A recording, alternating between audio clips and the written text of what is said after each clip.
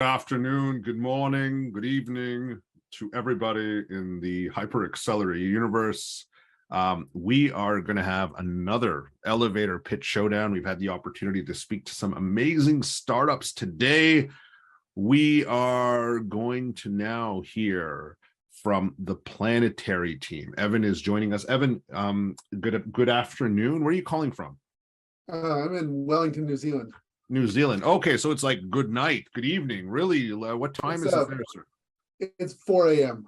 4 a.m. Okay, wow. Okay, we need to, Christine, next time, let's just make sure people in Australia and New Zealand, they go first, right? So I do apologize, but this is what makes founders great, when they have a chance to pitch and get their points across.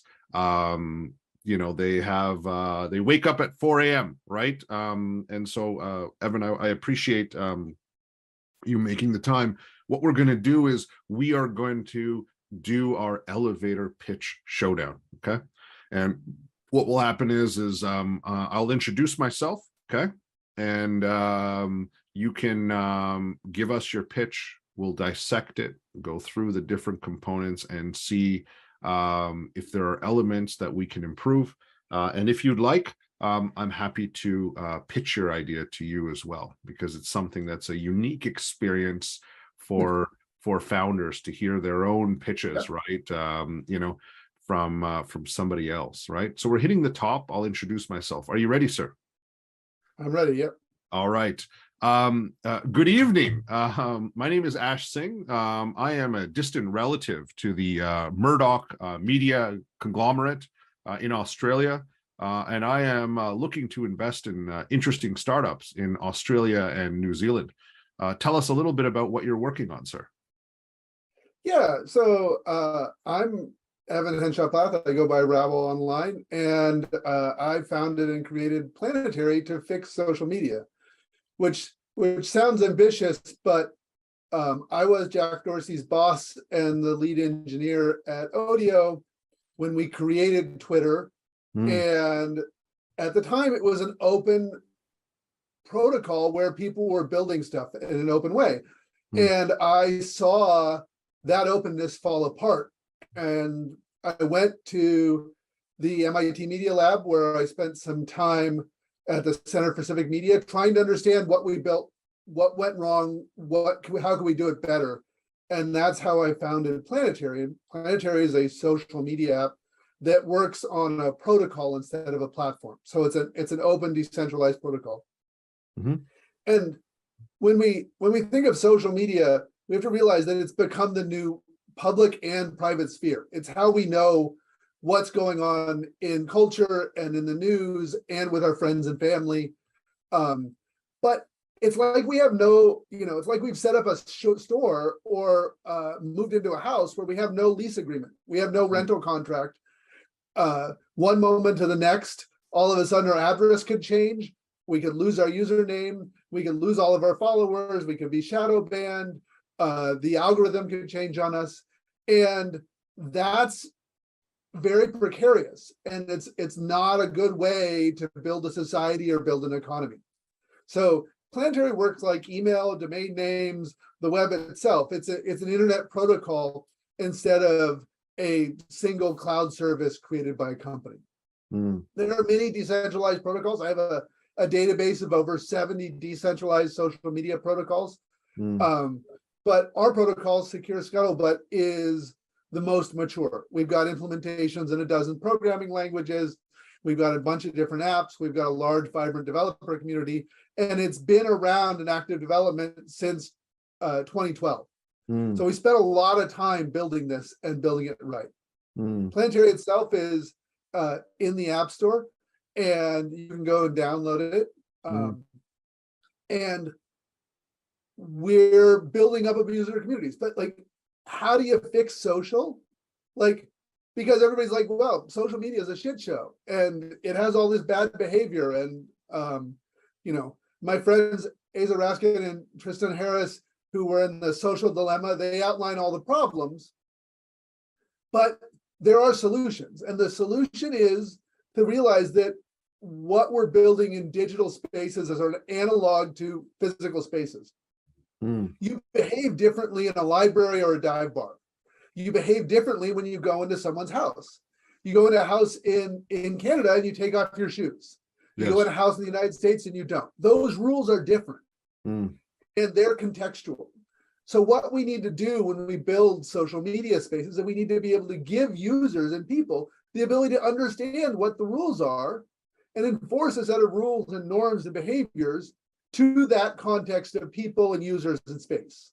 And what Twitter and Facebook and TikTok are all trying to do is they're doing a great job of trying to provide one universal set of behaviors of what's okay, what content should be curated and what should be promoted. But we have 6,000 languages being spoken on social media. We have hundreds of thousands of distinct subcultures, 200 countries. There's no way to make a set of rules for every place. Just like it's like asking for the rules for the library and my house to be the same. So what we do is we build space by which people can have communities and set up those rules and enforce those rules in smaller spaces. And that creates a healthier environment where people are able to really invest in both their businesses and their social relationships. Interesting. Where do you need help, Evan? Yeah, so we're part of a community that's building it out. We have people who are using it. We have a bunch of people who are concerned about this, who are volunteering, but we also need money. We raised a $1.5 million pre-seed round a couple years ago, and now that we're live and we built it and we're growing, we need $10 million, and we're going to use that to continue to develop the community of software developers, this developer ecosystem, our own team, but also create a street team, as it were, of people who will go out and move people and organize people to move their content and their friends and their relationships off of the centralized platforms onto ones that they can control and manage themselves. Got it. Understood. Fantastic, Evan. Thank you very much. Thank you for sharing. Let's dissect, shall we, Evan? Shall we dissect? A lot to unpack there, Evan, by the way. Okay. It was a little long for an elevator pitch. But you know what, Evan? I was okay. I enjoyed listening to you. It's obviously very credible. This isn't your first rodeo. You've got a lot of wealth of experience. So I kind of pressed the pause button, because I'm a rich investor. I have the ability to pause elevators and continue to listen to you. So that's what I did. Okay. But let's dissect this a little bit, Evan, because obviously we recognize the pain point when it comes to social media. And I don't think that problem is necessarily going to be solved overnight, right? If we think about the development of Twitter, right? And you were there from the beginning, it takes a lot of time to kind of build this inertia.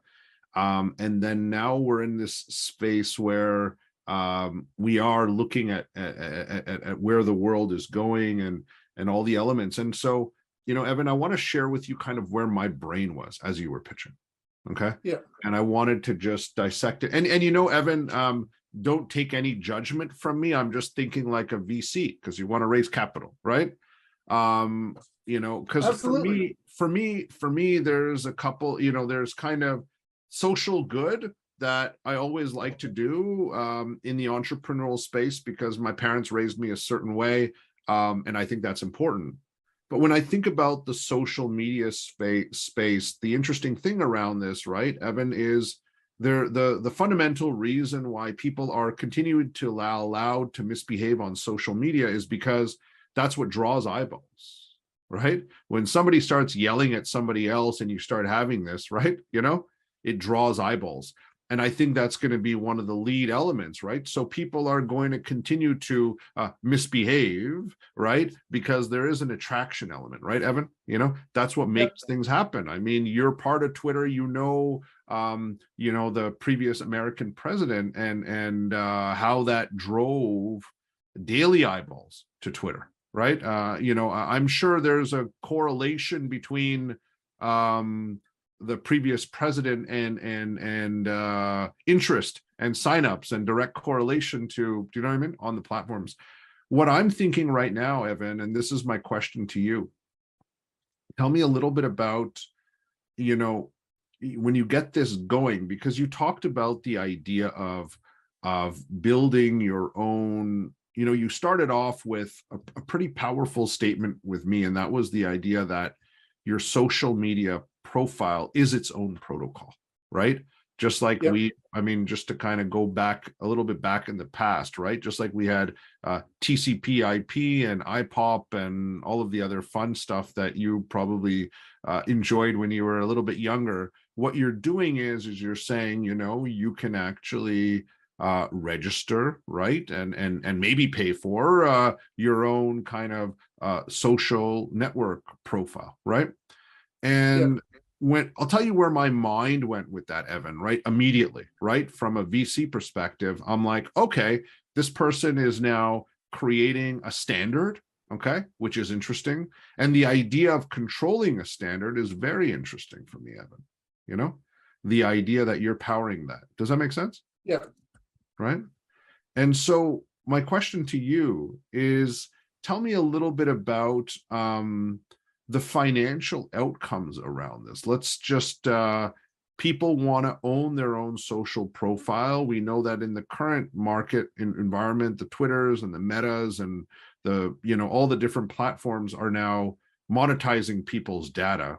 Tell me a little bit about how the financials works around this, right? So I agree with you, right? I want to register my own protocol. The first question is around monetization and ownership of data and how that could improve. So I'm generating something if I need to, right? Because when I pay for my email or when I pay for my web server and everything like that, it's there. So tell me a little bit about the monetization opportunity around this. And then the second component is around the adoption element, right? Because I want to understand how you're going to drive user adoption and whether your protocol can still be embedded in platforms like Twitter and Facebook, or you think that it's just going to be a decentralized network overall, and this is going to be that open element, and there's going to be rule-based social networks, thousands of communities around the world. So tell me a little bit about the monetization, the commercials, right? Why, and the user adoption growth perspective. How do we make sure that you got the next, if you're looking to raise 10 million bucks, how do we get to our next million users with that? Okay. Yeah. So that's a great set of questions. So the things that have come up consistently for us is like, how do you grow it and where do you make money? And mostly people are concerned about how do you grow it and less about where you make money. Okay. Initially, when we raised, we were very focused on the creator economy and the sort of what is now Twitter super fans and the paid followers on Instagram that they now have, and OnlyFans and Patreon and Substack. Yeah. So that and we've moved away from that in some of it. So one of the things we've issued in our protocol is we have something called a local coin. Okay. And it's a cryptocurrency, but it's similar to the punch card you get at a coffee shop. Sure. Like when you go to a coffee shop and they give you a punch card and they punch it every time you get a cup of coffee, that's a currency because, two people can take their punch cards with 5 punches each and go in and get a coffee for the 10 punch cards. So it is exchangeable. Sure. And so any user and any community inside Planetary and inside the Scuttlebutt protocol can issue these things. and they are exchangeable with other permissioned blockchains. So you can exchange for these virtual tokens that are basically loyalty tokens that people issue. Yeah. You can buy and sell and do it. So there's a marketplace for that. There's a marketplace for cloud services. Okay. There's access to paid content. You do it. We have end-to-end encryption. So you could have a private group where we as the platform creator never see the content, and you sell access to that content. And Got you it. put whatever text, video, photos you want, audio in that channel, and it's only accessible to people who have been given access to it. So, and then we have cloud services. So we run a name service. You can set up cloud services that sort of act as anchors and hosting of these different groups and communities, and provide blog hosting type thing of your content. And so you can set up and install that on your own servers if you want, but most people won't want to go through the process of configuring their own Linux server, their own Docker containers for all that stuff. Sure. So we have some pro features that we're thinking about doing, but we haven't, other than exploring it, that's been like, we just talk about some ideas and most investors are happy with that. Where everybody is concerned about is, how the hell do you get users? Okay. And the way we get users is we need the app to work. We need it to be viral. We need it so that when you join and you're super excited about it, it's easy to get your friends to join and for them to see you and like not find this sort of empty neighborhood type feeling. Sure. Like, yeah. So that's the technical aspect of it. And then the way we're going to do it is the way, we called it the street teams, but basically in every subculture online, if you're into knitting or into different video games, or you're into learning languages or Rubik's Cube, all of these spaces have people who are community leaders, who are thought leaders, who are influencers, who have an audience. Yeah. And so our model is, these are not the $1 million pay the Twitch, streamer person. These are much smaller communities. And basically we go to them and we pay them to start cross-posting and start promoting this thing that they can control in addition to the stuff that they're posting online. So we incentivize them to start posting in addition onto Planetary. Yeah. And then when something bad happens in those other platforms, say Elon Musk decides again he's going to buy Twitter and he's going to add Donald Trump back to it, or Instagram decides that they're no longer going to show your photos to people who follow you. They only want you to make video, and they only want to do recommended posts because they're chasing after the TikTok algorithm. Yeah. When those moments happen, our users will have their content also on our platform and have that relationship. So we become the backup, and we know that every few months there'll be some new controversy that causes people to want to look for alternatives. Yeah, exactly. Tell me a little bit about, what I think is really kind of hot at the moment, Evan, is the TikTok algorithm, right? Like when I look at what you're doing, and again, this is just from my vantage point, the idea of allowing, obviously OnlyFans has figured out product market fit and they're doing pretty well, but the idea that you can create your own social media protocol and allow your best favorite people that want to join and be part of your network is interesting. What I think, when I think about stickiness and where I think the world is going is, there's some people, when we think about content, just like to browse and laugh, right? You know what I mean? Yeah. There's just kind of those elements. But when I think about like true monetization and where you find real value is when you can go beyond that basic entertainment value, right? You have basic human desires and then you have learned desires, right? Yep. And what I think is really powerful with what you're saying is that when we think about just how social media is structured today, you know, Evan, there's a lot of wastage of time, right? You know, Yeah. if you think about how you're scrolling and how you go through the process, right? Like, you know, for those of you that have wasted time on Reddit, right? You might skip through like 10 different pages before you find something interesting, right?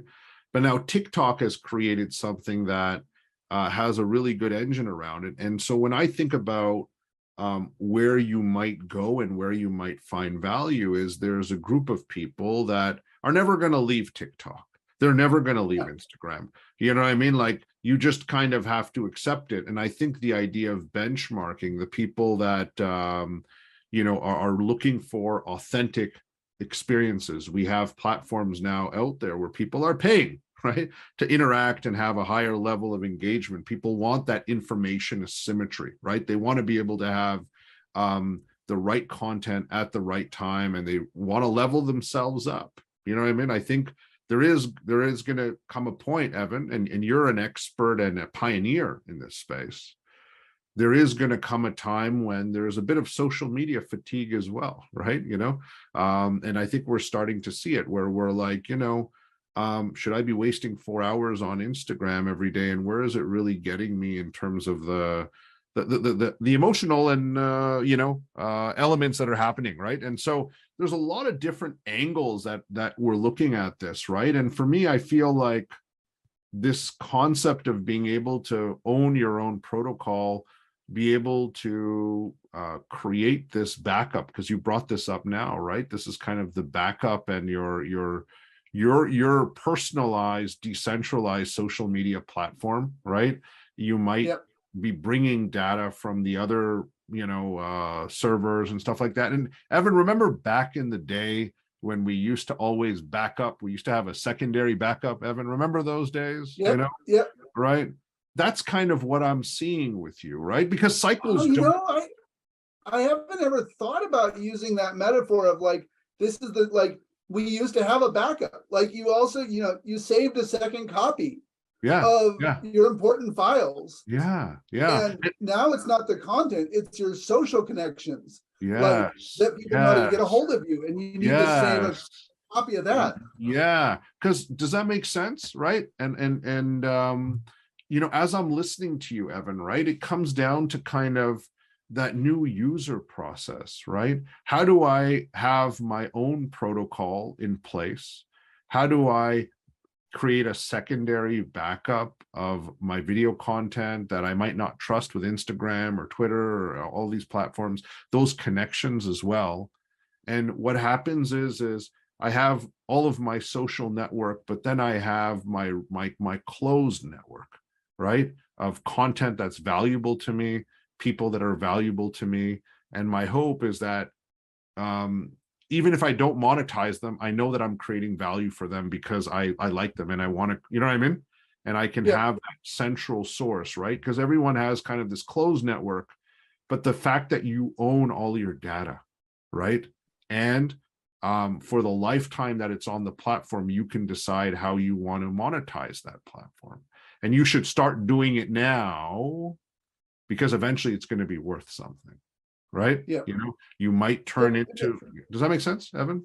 Yeah, and on the algorithm side, I talked about it a little bit, but we actually let users choose what algorithm they want. It's like everybody has an algorithm, whether or not it's chronological or using machine learning Yeah. or recommending unique content. And so what we do is we actually have a plugin system that lets users choose the algorithms and then see the source code of it, so that professionals could say, this is what this algorithm does and why. Sure, sure, sure. And Evan, some people will care and want to really dig a little bit deeper on that, but I think people are, for most people, they're still learning that process, right? Evan? Is that fair to say? Yep. Like you and I would dig deep into it and really flush it out. But it's like you know, I don't. I feel like that's something that's going to continue to become more important, right? Okay, it's like one of those things that eventually, like, you know, more and more people, Evan, are starting to read, you know, the terms and conditions when you get your new iPhone. You know what I mean? People are actually scrolling down, right, and actually reading now, right? So there's You elements don't there. need everyone to read it. So, for Mhm. example, most of us don't understand how the encryption behind WhatsApp and Signal works. Yeah, yeah, But we know that there are experts who have reviewed it yeah. Sure. and analyzed it and declared that it's secure. Mm, And so all we need is to say, here's a way in which experts can look at this stuff and tell you what it's doing. mm. Yes, yes. And so, because I want to, you know, especially for your current fundraise, right, where you're going right now, I want to make sure that we're just very specific on it, right? And what the value prop is with the customer and the seed that you're planting of it. Does that make sense? Right? Because I mean, you know, the Twitter story, you know, firsthand, right? You know, it started a little bit differently than what it is now, right? It was Yeah. different shape and podcasting and all the other interesting stuff that you guys were experimenting with. And then you planted the seed on a very interesting but unusual idea of 60 characters, right? Or 160 characters, right? Messages. 140 characters, right? And then it started to balloon from there. And Yeah. when I see you speaking, Evan, I see you as the, like, I want to play on that a little bit, Evan, because you know the timelines and all the other components that are required. And what you're doing is you're just doing it again, Evan. Okay. Yeah. Your personal story is strong, but your personal experience is even stronger. And the idea that you know how long it's going to take. But I feel like this is where it comes, that secondary backup, the personalized secondary backup of your social media, you know, your footprint, right? All the Yeah. different components, and you owning the protocol. Okay. Starting that off. That secondary backup thing of saving a backup copy, Yeah. that's a really, like, that's for me is the most useful. It's useful for me to write out the pitch Yeah. and like the elevator pitch and everything else. Yeah. But that's an insight that I hadn't had before that is super useful. Great. So Evan, I feel glad because I got you to wake up at 4 a.m. So at least I've given you one insight, right? Because that's important. If I didn't, Yeah. I'd feel even worse. But let's talk. What I want to do is I'd like to pitch this idea back to you, Evan, around that. Okay. Yeah. This idea of owning the protocol and kind of the insurance policy and all these elements around the secondary backup that we fully own. Okay. Right. And where that goes. And you've spent, how long have you spent making this protocol? By the way, So I moved to New Zealand in part because Dominic Tarr, the original developer of the protocol, lives on a sailboat here in New Zealand. okay. Okay. And I've been working on this since for 4 years now, 2018. 4 years. Got it. All right. And living on boats is really good for tax reasons too, by the way, right? So but we'll talk about why what other reasons why people live on boats. But I want to pitch this idea back to you, Evan, and I want to zero in on you, your experience, and the way I see this mapping out, right? Evan, would it be safe to say that you were one of the pioneers of the previous generation of social media apps? Absolutely. Okay, right. I just wanted to, because this is what makes this special, because, you know, when you do things a second time, you know, it's always a little bit more powerful with everything we do, right? Evan, I don't know if you've tried baking or making a pizza. The second pizza is always a little bit better, right? Because there's a couple of learnings that we have. But what we'll do is, Evan, I'll allow you to just introduce yourself and then we can go and do the pitch, right? So you can kick off. I will take around, instead of the 60 seconds, I might take around 75 seconds because there's a couple of sound bites that I think are useful. But just thought I would share that. But I'll hand it over to you, Evan. Let's rock and roll. Hey, I'm Evan. I had a couple exits, and I'm an angel investor, and I'm pretty concerned about the way the mess we've made with social media online. What do you do? Yes. Thank you, Evan, for making the time. My name is Singh, and trying to solve the social media challenges of today is something that I actually personally feel guilty of. I've been in the space. I was part of the original team before Twitter became what it was. And we discovered and we saw the challenges that social media has brought through, right? In terms of what it's done for society, as well as how the social media companies have basically exploited populations in terms of the content that people think they own, but is actually eventually just owned by the social media. So they're completely in control now. And so I decided 4 years ago with a great team of mine to build the next generation protocol. And just as you buy your personalized email address and your web server, we thought, wouldn't it be interesting for us to create our own social media protocol? So your identity is owned by you. And not only that, as you're posting stuff on social media on different platforms, we could create a very simple, easy way for you to have a secondary backup of all the content that you're creating. So you know that you own it. And our goal around this is that we are going to find people that are frustrated and are worried about their content. They're going to adopt our protocol, just like everyone has an email address. They're going to preserve their information, their data, as well as their most important networks within their own protocol, and they're going to own it. And we are going to plant the seed for the social media, distributed social media platform of the future. They will own their data, they will connect to other communities, they will share information, and we will be able to provide an opportunity for them to monetize, to be able to find content that's relevant for them, and most importantly, create a society where people are just better people overall. I'd like to chat to you more about the work we've done over the last 4 years and how we are going to invent and reinvent and revolutionize social media. Thank you. That was great, actually. That was super interesting because it was all the same stuff, but really structured in a different way. It's the way I'm kind of connecting the dots, Evan. And the thing is I don't have the personal bias that you do right now. And sometimes that's good, right? Sometimes you kind of get used to a certain process. But for me, it's just very, very clear what you're doing, what you need, right? I didn't weave in, and I could have easily done it. I was just running short on time, but the 10 million bucks to get this going, right? Yeah. When you think about the valuation of social media companies, we talk about the multi-billion, trillion-dollar companies. I'm just looking, I want to recreate what happened with Twitter 15 years ago, and I need $10 million to make it happen, And when we think about it, right, we think about incumbents and who would play on this too. That's a different conversation. Like who would give you capital for this?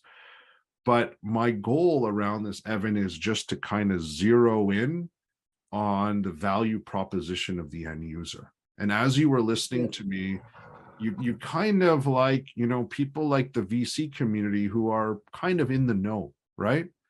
My hope is that if you were a VC, Evan, you're like, you know what? I might not invest in you, but I want to test your software out at least because I'm worried about that. Do you know what I mean? And that's kind of where it needs to be, right? I feel like the social networking and all of the other network and the community build is there. But if you just start off by giving them the sense of ownership and security and simple terms and conditions with real normal English and get them to create that secondary backup, and they're like, wow, I got this,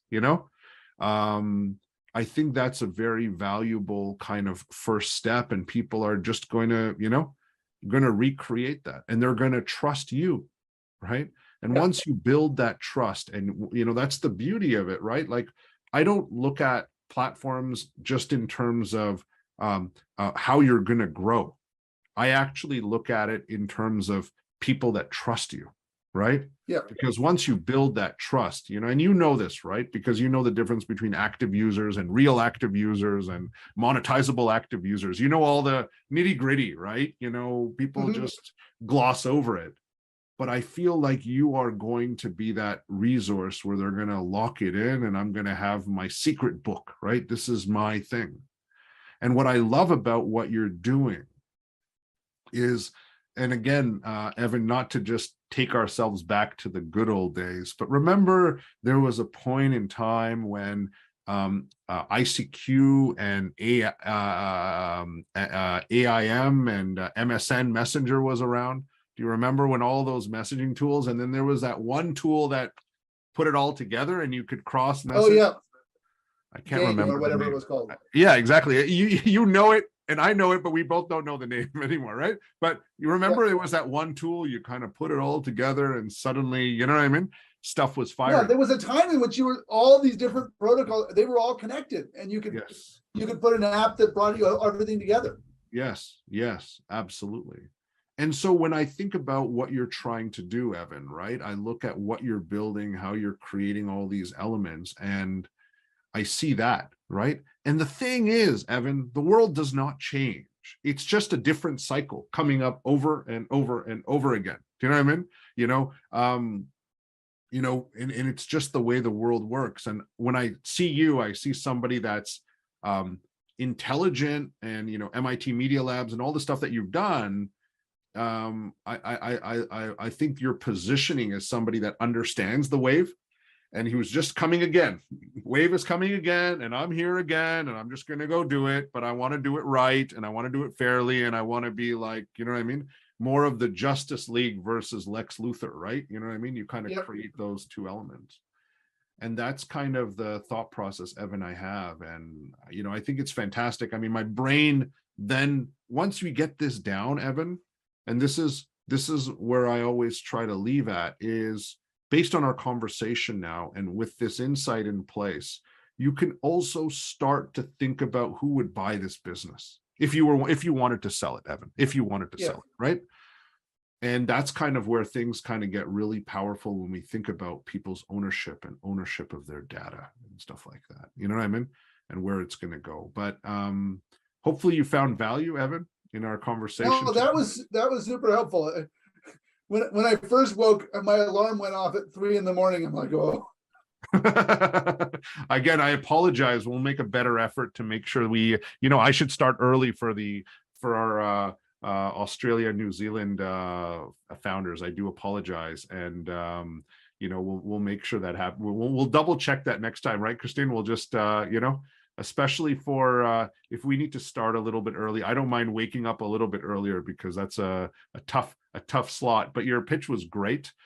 We will send you a recording, Evan, if you're a little bit tired and you need a recording, just so we have everything. And hopefully that would be super helpful, because I'll also share it with the rest of my team too, to get their feedback on it. Share it with your team, the sound bites, how we kind of package this together. And then, and based on where we are right now, it's October 2022. I think that there's a beautiful, what you're doing is very topical right now. Yeah. Do you know what I mean? If you think about where Twitter is now going, you have a great hero villain story to be had, right? Okay. And so I really like where you're going with this. And so hopefully, we'll take it to the next step. And again, Evan, I want to thank you again for making the time today, sharing what you're doing. On behalf of the Hyper Accelerator team, we look forward to the next phase of your startup. And we look thank you so much. This is super helpful. I'm really glad to be able to participate in this process. Thank you very much, sir. Have a wonderful day.